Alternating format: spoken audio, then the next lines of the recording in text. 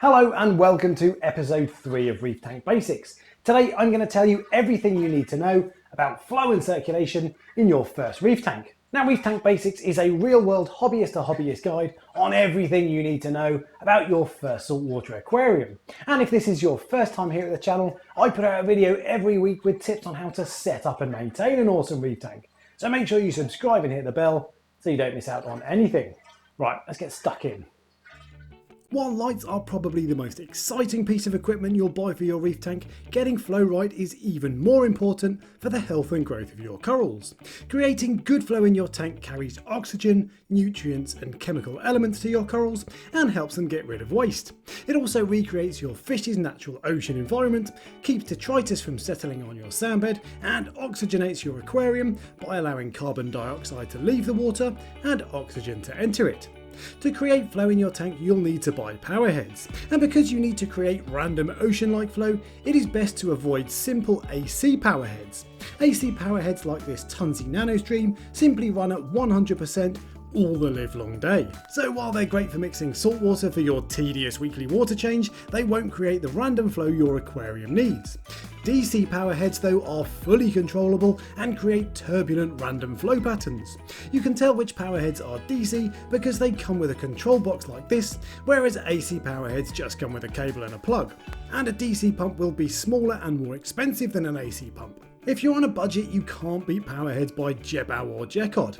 They're cheap Chinese pumps, but they have a surprisingly decent reliability record, and they're fully adjustable as well as being pretty quiet. At the other end of the scale, the king of flow is the Vortec range of powerheads. They're the only option that allows you to have no cables in your tank, and they have various random flow patterns that make it easy to create flow throughout your tank. And they're also app controlled for all you tech nerds. And if you want something in between, the AI Nero powerheads are an excellent choice. They're extremely compact, so don't interfere with the pleasing aesthetic of your tank. They push out decent flow and they come with an easy to use app. When it comes to choosing the right size, in my opinion it is far better to go too big than too small. You can always turn strong pumps down, but you may find smaller pumps are too weak, and of course you can't turn them up beyond 100%. And most pumps will make a lot more noise running at full power, so going big and turning them down will give you a quieter living room.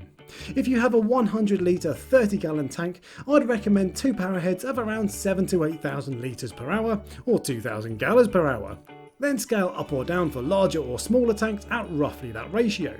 So a 400 litre 100 gallon tank will need 32,000 litres per hour or 8,000 gallons per hour of flow. That will give you quite a lot of flow, but it's worth remembering that powerheads quote the maximum output, and the reality is that you'll probably set them to around 80%, which means they will ramp up and down constantly, from around 40% building all the way up to 80. And while soft and LPS corals do prefer lower flow, they can handle much more than you think, so don't be shy. And powerheads are like girlfriends, in that it is always best to have more than one. Only kidding, Mrs. Reef Dog. But a powerhead at either end of your tank will create a more random turbulent flow pattern, and it will decrease any flat spots in your tank. If you have flat spots with no flow, you're likely to get detritus settling there, when ideally you want any detritus to get blown into the water column so it can work its way down into your sump and get filtered out. In my 4 foot by 2 foot by 2 foot tank, I have 4 Vortec MP40s, 2 at either end, which gives me around 70,000 litres per hour of flow or 18,000 gallons per hour. But for the first 2 years I made do with only 2 MP40s, and I only needed to up my game because my corals started to grow out and block the flow, which will eventually happen in all tanks. It is of course worth remembering that my tank is SPS dominated, and SPS corals require a lot more flow than LPS or soft corals. Having multiple powerheads will also mean you can run them at a lower percentage, which as I say will be quieter.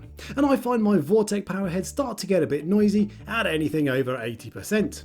Although strong flow will blow your sandbed around, so tinker with the power output until you find the sweet spot between keeping detritus off your sandbed while keeping your sand even throughout your tank. That is a difficult balance to keep though, and you'll probably find your sand will eventually lose the battle.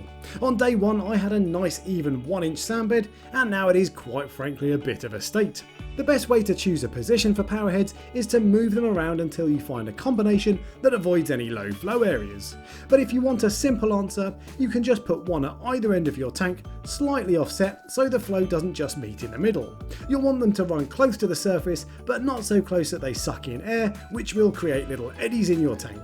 You can maximise the random flow in your tank by adding a random flow generator, or RFG, to your return pump outlet. An RFG uses either magic or science, I'm not sure which, to turn constant flow from your return pump into a more random pattern, which is particularly handy in small tanks where you have less space for power heads.